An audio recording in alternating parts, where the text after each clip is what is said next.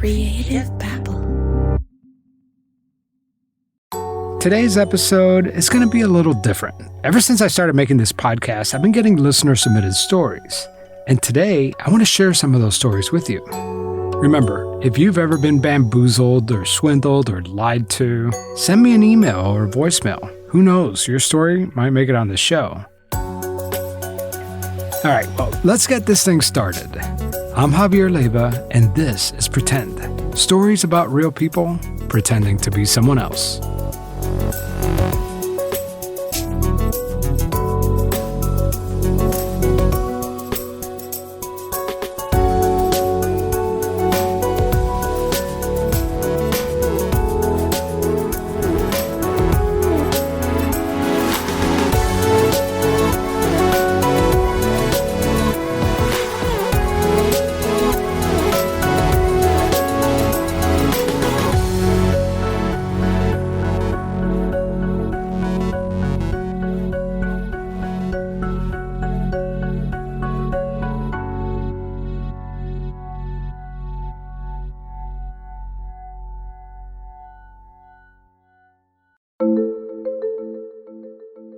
Hey, Javier. It's Paul and Paul here.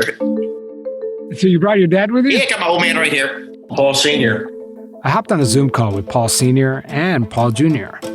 Paul Schiffbauer Jr. is a longtime listener of the show, and he sent me a message on Twitter with an interesting tale. Apparently, growing up, he didn't know anything about the family business. Did you always know this story? I didn't know up until like my teens. Like if I asked my kids right now what I do for a living, they probably would have no idea. What did you think your dad did for a living? I mean, kind of growing up, I know you worked at the bar all the time. It wasn't like a normal childhood. It's just like dad worked 60, 70, 80 hours a week, really odd hours. My father owned a bar majority of my lifetime. And it was always kind of like in hindsight, kind of funny. Like I remember like going to work with you.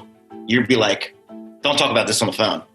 Like my dad talking to my mother, like real innocently. And if my wife would call me and ask me certain things, I'd hang up on her, saying I'd hang the phone up because of the wiretaps. I wouldn't talk money on the phone. I wouldn't, none of that. One night I got a phone call like 3 a.m, and my wife's pregnant with him.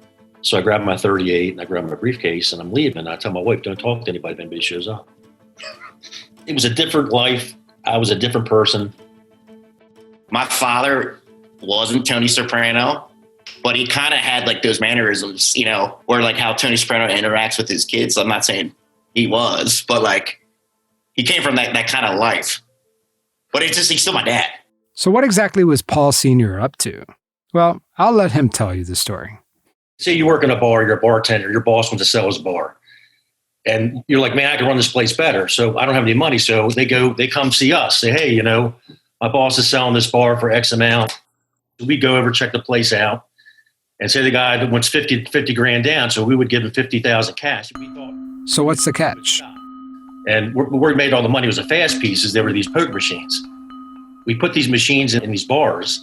Oh, so that's the catch. Paul Sr. would give these new bar owners cash to take over the business, as long as they displayed these poker machines.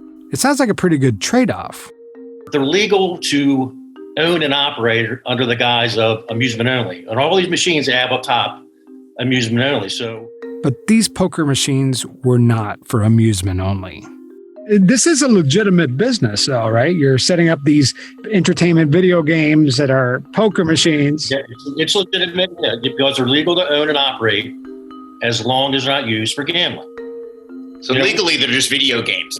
But unofficially, they were used for illegal gambling. So, of course, the bar is going to pay off people gambling on these machines.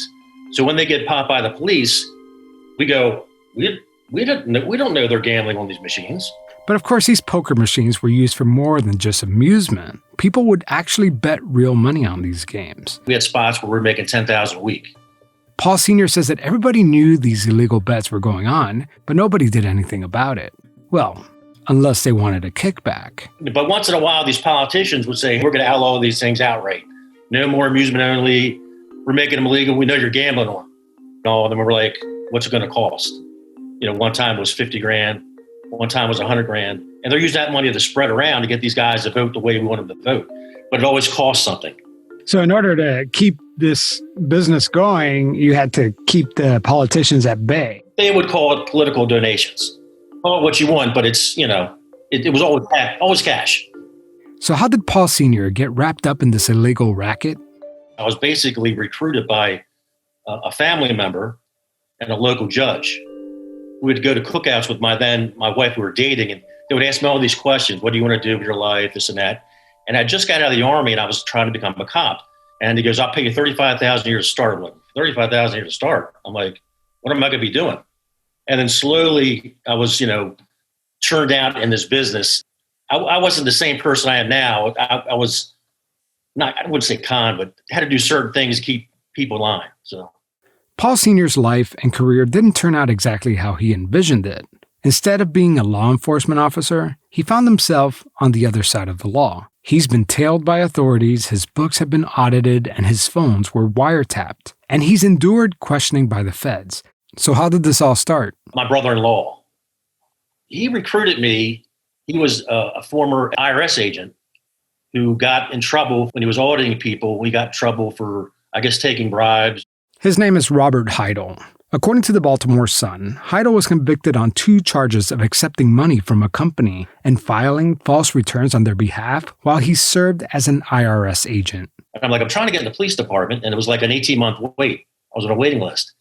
And he knew he paid me enough money to stay, because at the time, the police department was like, he started like $21,000, $22,000. This is 1990, 91. And then he goes, I'll start you at $35,000. Paul Sr. says that Ronald Heidel was pulling in $40,000 to $60,000 a week in cash from these video poker machines. But eventually, Paul Sr. wanted out. We had a pretty big falling out, because at one point, I was doing a lot of things for him. At one point, I said, I'm being tailed. I'm followed, He's like, no, you're imagining it. I'm starting playing my exit strategy. And I'm thinking like 26, 27 years old. I said, I'm too young to go down with all this. Paul Sr. says that he walked away from his brother-in-law's illegal gambling operation. But he says that Ronald Heidel continued to look for ways to find easy money. In 1999, Heidel opened up a strip club where he funneled in $1.5 million in cash into his personal bank account. He eventually got busted and pleaded guilty to making false statements on his joint tax return. The tax agent turned tax evader ended up serving 1.5 years in prison. As for Paul, he never really did get back into law enforcement. Did you ever make it to police academy? No, I owned a bar for 23 years pretty successfully, and I sold it in 2016. Paul Sr. is a retired bar owner now. He wrote a fictional account of his days managing video poker machines. The novel is called Amusement Only. I'll have a link in the show notes.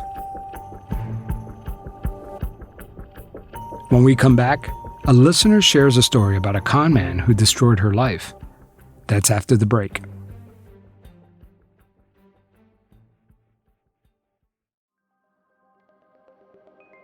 Our next story comes from a listener named Dre.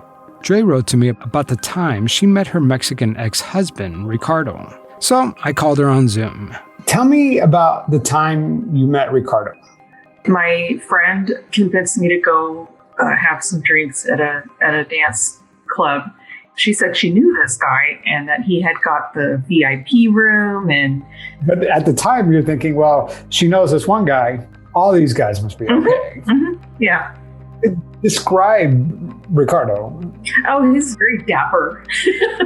He's very handsome and had the nice, almost like a movie actor appearance with his hair is all perfect. He liked to dress really nice. He started paying a lot of attention to me and dancing with me. He came across with such a confidence. He was very confident, even though he couldn't speak English, just enough to get a basic idea across. But there was definitely a physical attraction at first. Yeah, of course. I'm trying to get a sense of whether he was more of a street guy or was he a more of a professional looking guy? He looked like a professional. He carried himself and, the way he, even with his bad English, but, I could hear him talking in Spanish and he had all the confidence in the world. He gave me a photo, kind of like a big blown up oversized photo of him meeting President Fox and shaking his hand. Vicente Fox, the president, actually. Yeah. And do you think that you were always his target? Do you feel like your relationship was actually genuine? I think I am a walking mark. I really do sometimes. People like that are really good at spotting a deeply insecure and emotionally needy person. It's like a shark smelling blood in the water. You know what I mean? Well, some people are just wired to believe, and I'm a very trusting person too, which is interesting because I do this show about people conning people, but I could totally see myself being a victim or a mark myself. Because I am very trusting. I'm incapable of not answering any direct question that someone asks me. So you started dating and it progresses. And what was one of the first signs that you saw that maybe something wasn't right with him? Let's see. That's a good question. First sign. He bought a computer, a really old computer, and a laminating thing that you could make cards and laminate them and have them look like a card that you would have in your wallet. He said his idea was to make money by producing ID cards. He was going to market this to, he included churches, like maybe a gym. I mean, that sounds plausible, right? Yeah. It didn't sound like a great business venture, in my opinion, but who am I? I'm not an entrepreneur, so go for it. Try it out. See if it works. So that happens. You don't really think much about it. Talk to me about the next thing that happened that was really odd. He called me one day out of the blue and asked me to meet him there at the place where he was. He didn't say what the place was. He just gave me directions how to get there. So I went and I got to the place, and it was a really big car dealership, and you had to drive quite a ways to get there. Somehow I got convinced to buy a new car. What exactly did he tell you? Because, I mean, you don't know where you're going. You just know that you're going to meet him at some location. You get there and it's a car dealership. It was obvious where I was after I got there, and I never really pushed the question of why why did you make me come here? I don't know what possessed me to be like, okay, yeah, let's buy a car today. Let's me buy a car today. It was exciting. It was fun. It was a brand new convertible Mustang GT, which is the sports version. So it was not difficult at all to twist my arm and convince me to go ahead and get that car. But as you suspect, there's more to this story. It wasn't until they got into the car that he revealed the real plan. He says, now what we're going to do is you have insurance on this car, right? And I said, yeah. And then he says, okay, so now we disappear the car. That's how he said it. Now what we'll do is we'll disappear the car and you file your insurance and you'll get reimbursed all the money that this car is worth. What was your reaction to that? I felt sick. I felt just sick to my stomach, and I just said, no, that is insane. That's insurance fraud. People get caught for that and go to prison. I'm not going to do that. And so did you? Did you go along? No, I kept the car. It was ridiculous. You purchased this Mustang, and you still have an SUV that you had already paid for. Yeah. Right? And his friend drives it back. You're driving the new Mustang. He tells you, his plans on committing insurance fraud, and you kind of put an end to that.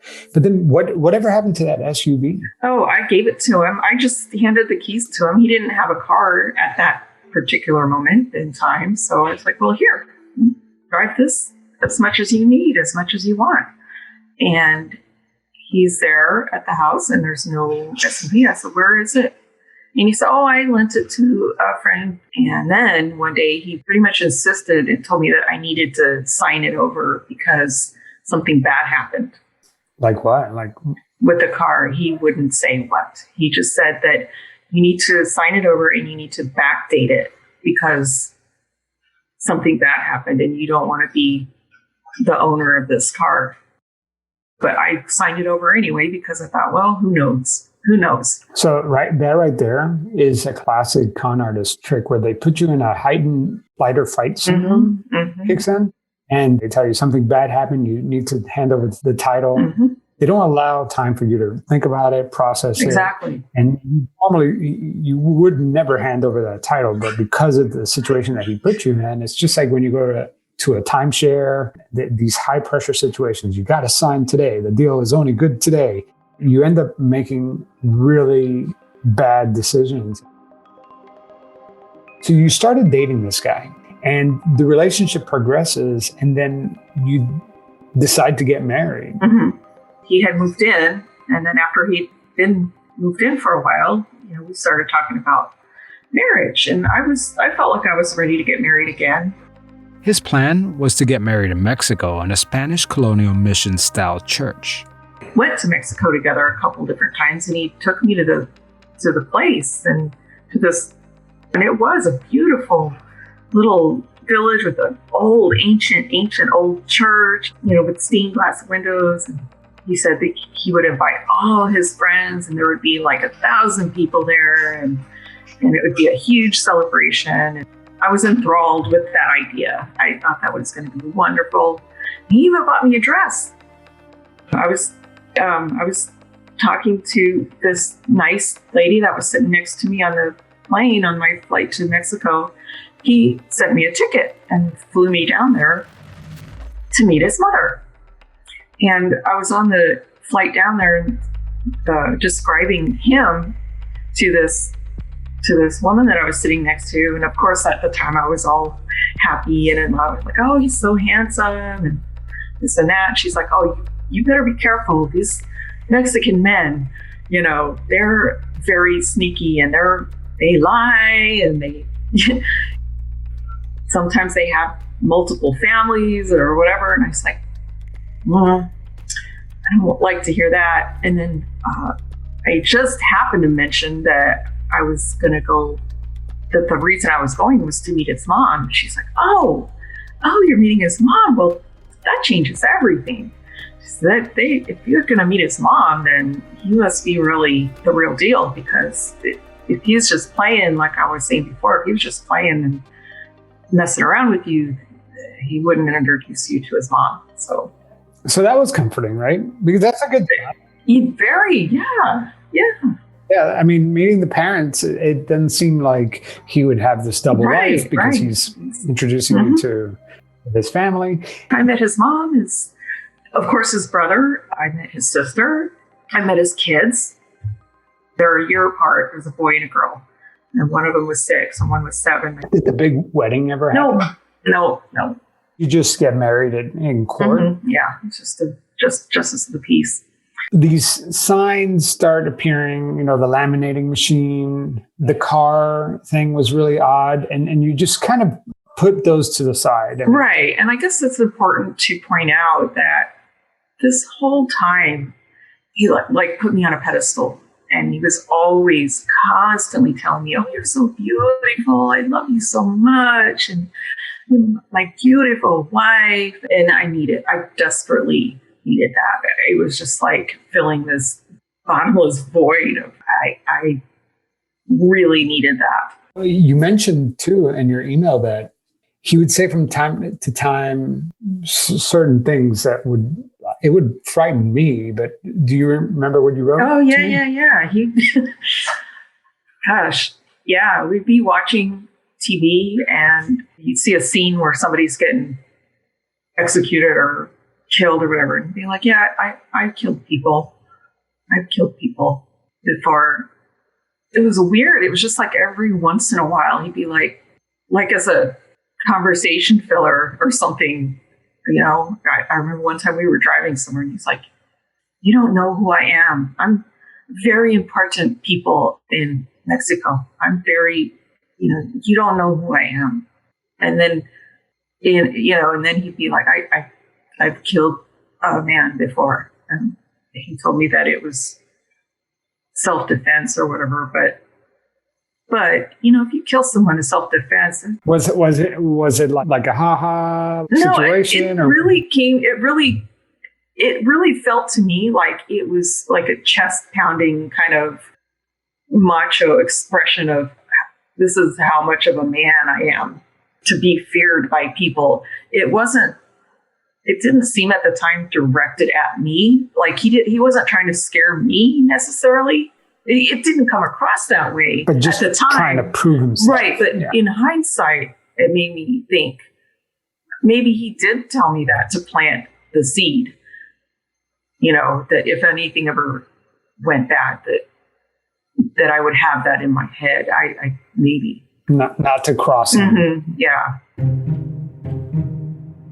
That night when he didn't show up, when he didn't come home. Tell me about that night. I didn't know that he was really like missing, because I went to bed at normal time.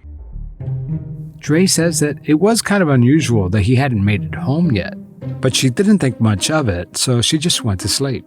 So I'm in the bathroom, sitting down, and I hear this knock on the door. Bam, bam, bam. Really loud knock. And I immediately thought it had to be him. I thought it was him. He's forgot his house key, and now he's finally home, and he needs me to let him in. That was the only thing that made sense to me. And it more loud knocking. And I'm like, geez, something, must have happened. Maybe he's upset and or something happened. And so I quickly as I could, got up, answered the door, and it's all these dudes in black Kevlar holding a warrant up in my face. And they informed me that they had arrested him and that he'd been caught with a stack of credit cards with, selling them, trying to sell them. That they had an undercover agent that pretended that he wanted to buy stolen credit cards. And he had a whole stack of them. Then he got caught. Did you ever at that moment think that, maybe I'm in absolutely. trouble? Absolutely. I was like, oh crap, I'm probably going to get drug into this too. And at the time I had a good job. I had a career that was promising. And I was just thinking, this is the end. It's over for me. They searched the whole house. They took his computer and printing machine, and they took my computer, my laptop. There were other agents that sat me down and really, really asked me like a ton of questions, whatever you want to know. I didn't find out until after they left, and they left a business card. I looked at the card and it said Secret Service. I didn't even know that that's who they were. So I can't imagine how terrifying to be, in the middle of it. Yeah, and then they were really, they were pretty aggressively questioning me. I immediately felt like, oh man, I could be implicated in all this. They were asking me for names. They wanted me to give them names of his associates. And I didn't want to give them those people's names because I was like, they're going to find out I gave them their names. They're going to come and get me. Did you end the relationship right then and there? I wish I could say that I did. That would have been much more reasonable, much more understandable, but I didn't. I stayed with him for the whole time. I went with him to court. I don't know who paid for his lawyer, but he got a really good lawyer. I continued to do the loyal, just like those women that stand by their cheating husbands in press conferences, like the politician that got caught cheating or whatever. And they're always like there with the wife standing next to him. And I was not ready to give up. And why is that? Is it because it's easier to stay than it is to leave? I guess. And I still really wanted that carrot, that had been dangled in front of me. I still thought, I don't know what I thought. I just didn't want to deal with it. I didn't want it to be true. What happened when he went to trial? Well, eventually they sentenced him to a year, a full 365 days, not 1 day less. During that time when he was in prison, what were you doing? At first, I just kind of went on with my life. That first week or whatever, I went and saw him in the building where they keep people before they send them off to the actual prison. Dre tells me that this was an uncertain period in her life. Her husband is in jail for at least a year. Her life was in limbo. She didn't know which way to go. But one day, she got an unexpected call. He called me and told me that he needs a ride home, that he's out. Dre tells me that almost exactly a month after his sentencing, Ricardo was out of prison. This didn't make any sense. They lived together for some time, but eventually Dre asked Ricardo to move out. And then not long after that, I got a call from law enforcement informing me that he is needed to serve the rest of his sentence. And they need to know where he is. And do I know where he is?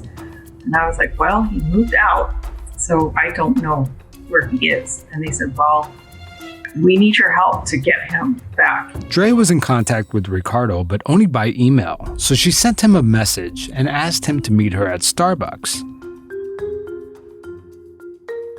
He drove a motorcycle there. He was all proud that he had this helmet and he was wearing his nice spiffy leather motorcycle jacket. I was completely emotionally, I had no feelings for him anymore at that point. I did not care. So he arrives in his motorcycle at the Starbucks. What's going through your mind? Oh my God, yes. I was terrified every moment leading up to this meeting. They came, they grabbed him in the parking lot as soon as we were done visiting and went to leave to go our separate ways. They grabbed him and he looked at me, and it's the last thing he ever said to me. He said, "You betrayed me, you bitch." Dre has a lot to pack into this meeting. Not only is she setting him up with the authorities, she also has to take advantage of the situation and serve him his divorce papers. So I called the guy that was doing the serving and told him about our meeting at Starbucks. I guess I forgot to mention that the cops were going to be there too, because as soon as I left the Starbucks, the second I left, my phone rang, and it's him, it's the guy, and he was like, "Oh my God, you didn't tell me." I was like, "Oh, oops." What happened? How did he serve him? He saw his opportunity when he was getting arrested, and he ran up to the police. And he ran up to one of them. He's like, "Hey, I gotta serve these papers." And they're like, they shoved the papers in his motorcycle helmet. He said, "Consider them served." I'm like, all right. Now you have to pick up the pieces of your life. Mm-hmm. What happened to your life? What was the aftermath of this whole thing? Oh, wow. How I wish it was happily ever after. It was not. I moved out. A whole bunch of people knew that house as where he lived. You know, all of his associates, all of his criminal friends and criminal associates that were helping him build his crime organization, they all know where I lived, and now they know that I put him in jail, in prison. I grabbed some stuff, some clothes in a duffel bag, and couch surfed for a while. Dre eventually had to file for foreclosure, and she lost her home. I lost my job. I ended up getting fired because I was just so mentally and emotionally undone by all of this. Dre says that her life is finally starting to get back together. She's thinking about switching careers, and she's even met somebody new. So you're with Rich, and you've been with him for a long time. And and he's legit. He's a network engineer. He's a real person. He has a real job.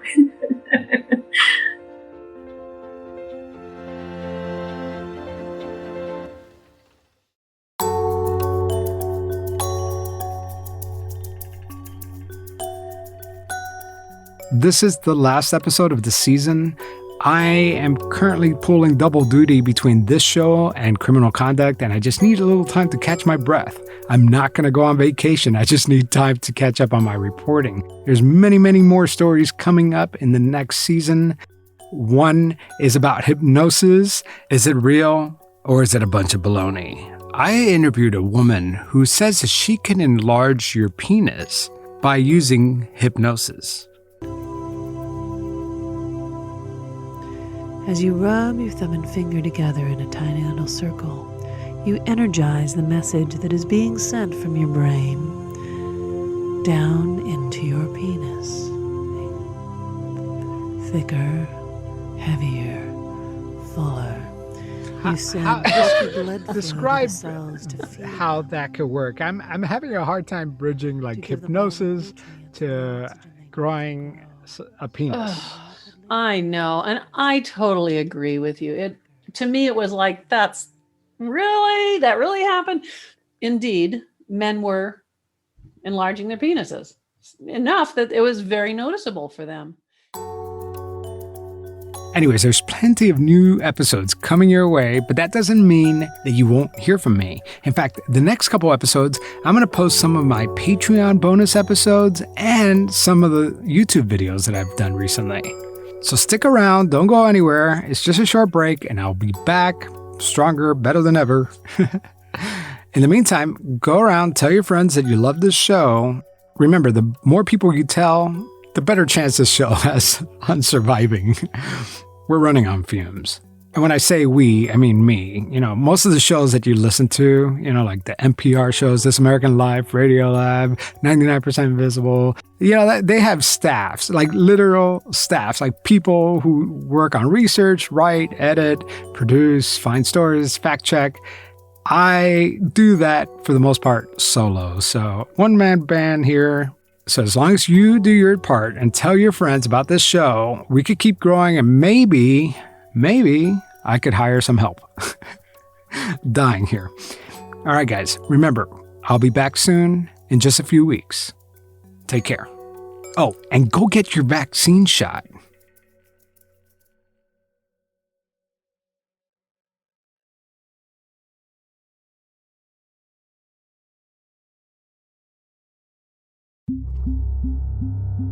Creative Babble.